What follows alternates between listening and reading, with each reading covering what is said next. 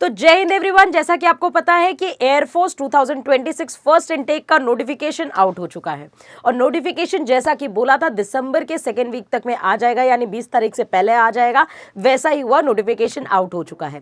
लेकिन application form जो start होगा, स्टार्टिंग डेट जो है वो 7 जनवरी से है और एंडिंग डेट है उसकी 27 जनवरी। इसके बीच में अब ये फॉर्म जो आया है, इसका एग्जाम डेट क्या होने वाला है, साथ ही साथ इसमें क्या क्या प्रोसीजर होंगे, क्या कुछ चेंजेस आए हैं अभी कि नहीं आए हैं, रिजल्ट का भी कई सारे बच्चे इंतजार कर रहे हैं। तो रिजल्ट में कई सारी अफवाहें बीच में उठ रही हैं कि रिजल्ट डिले हो जाएगा, रिजल्ट नहीं आएगा। तो ऐसा कुछ नहीं है, रिजल्ट डेफिनेटली आएगा।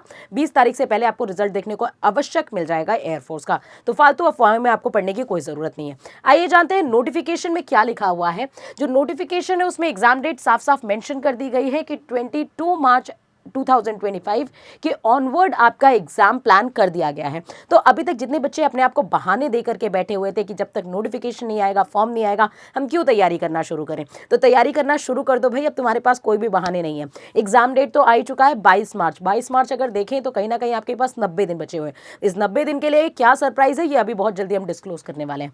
इसके अलावा अगर हम बात करें तो यहाँ पे साफ साफ मेंशन है कि ये जो रजिस्ट्रेशन फॉर्म है ये आपका अप्लाई होना शुरू हो जाएगा 7 जनवरी 2025 से लेकर के 27 जनवरी 2025 तक। ऑनलाइन ही रजिस्ट्रेशन आपको करवाना है।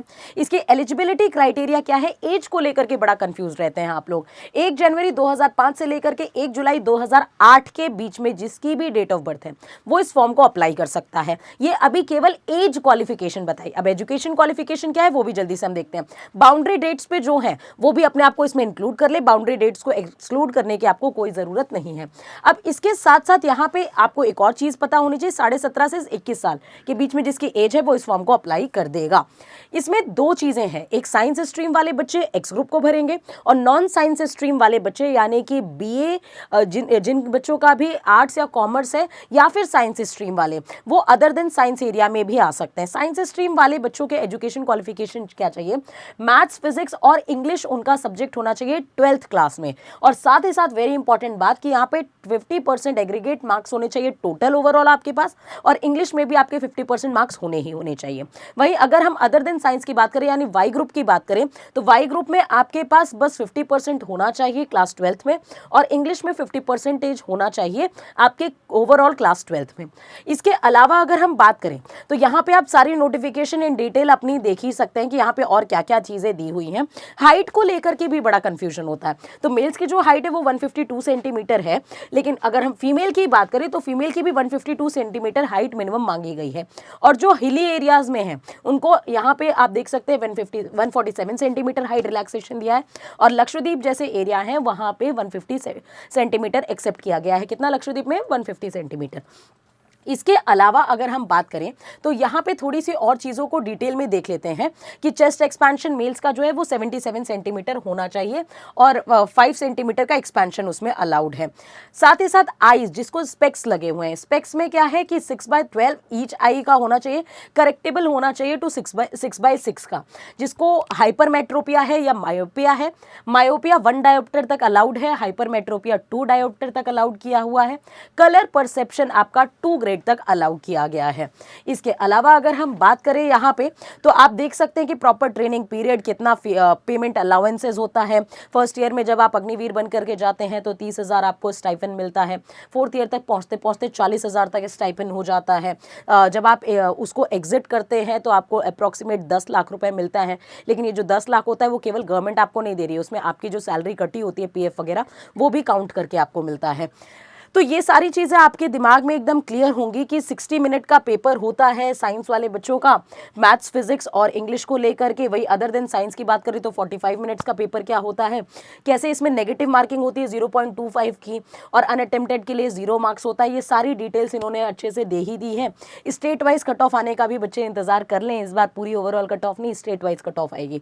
इसके अलावा अगर हम बात करें तो यहाँ पे आप सारी डिटेल दे सकते हैं कि कैसे एडमिट कार्ड आएगा, वो सारी चीज़ें होंगी। फिजिकल के भी भी पैरामीटर सेम है कि सबसे पहले पीएफटी होगा। मेल्स के लिए पीएफटी में फिजिकल में जो फेज 2 आपका होता है उसमें 1.6 किलोमीटर की रनिंग होगी 7 मिनट्स में, और फीमेल्स को वही रनिंग करनी है विद इन 8 मिनट्स में। लेकिन अगर हम बात करें पुशअप की तो 1 मिनट लगेगा आपको, और 10 सिटअप्स के लिए, ये मेल्स के लिए मैं डिस्कस कर रही हूँ, 10 सिटअप्स के लिए 1 मिनट है, 20 स्क्वाट्स के लिए 1 मिनट है। फीमेल के लिए 10 सिटअप्स कराए जाएंगे 1 मिनट 30 सेकेंड्स में, और 15 सिटअप्स स्क्वाट्स लगाए जाएंगे 1 मिनट में।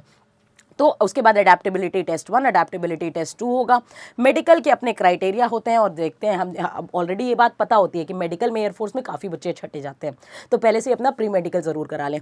अब आपके लिए हम क्या सरप्राइज़ लाएं, ये बहुत जल्दी मैं डिस्क्लोज करती हूँ, क्योंकि आपके एग्जाम डेट्स आ चुके हैं, तो बच्चों को है बैच का इंतज़ार। अभी बैचेस क्या हैं जो आपको पूरे 90 दिन में पूरी अच्छे से तैयारी करवा देंगे। तो ये जो 90 डेज का तेजस बैच है, ये आपको दिलाएगा इस बार 100% सफलता की गारंटी। तो इस बैचेस में एनरोल कर लीजिए अभी से आप, क्योंकि बैचेस स्टार्ट हो चुके हैं ऑफलाइन और ऑनलाइन दोनों ही मोड पे। ऑफलाइन आइए, क्योंकि 3 महीने मुझे लगता है आपको करियर को देना चाहिए, अपने भविष्य को देना चाहिए। ये 3 महीने जो होंगे आपके सपने को साकार करेंगे, और डेफिनेटली कट ऑफ हमेशा डाउन रहती है। इस 3 महीने में अगर आपने सही रणनीति के साथ तैयारी कर ली इन बैचेस के साथ, क्योंकि हर सब्जेक्ट के एक्सपर्ट इसमें जुड़े हुए हैं, इसमें प्रॉपर बुक्स मिलेंगे आपको, प्रॉपर पीएफटी गाइडेंस मिलेगी, साथ ही साथ आपको प्रॉपर क्लासरूम एनवायरनमेंट मिलेगा, यूनिट टेस्ट, मॉक टेस्ट सभी चीज़ कंबाइंड होंगे, साथ ही साथ नोट्स प्रोवाइड किए जाएंगे। एक ऐसी क्लास जो आपके इस बार सपने को प्रॉपर अच्छे से कंप्लीट करवाएंगे। तो बैचेस में एनरोल करना गलती से भी ना भूलें, और साथ ही साथ जिन बच्चों का पहला एग्जाम क्लियर हो चुका है उनके लिए फेज़ 2 के भी बैचेस आ चुके हैं। फेज़ 2 के बैचेस में भी अपने आप को एनरोल ज़रूर करें, क्योंकि इस बार लड़ाई होगी मुश्किल, क्योंकि इस बार काफ़ी सारी चेंजेस पीएफटी में आपको देखने को मिलेंगे, साथ ही साथ आपको आपके फेज़ 2 में चेंजेस देखने को मिलेंगे। तो क्यों ढीले ढाले बैठे हुए हो, जब वर्दी पानी ही है तो निकलो घर से और अपनी तैयारी करना शुरू कर दो। जय हिंद।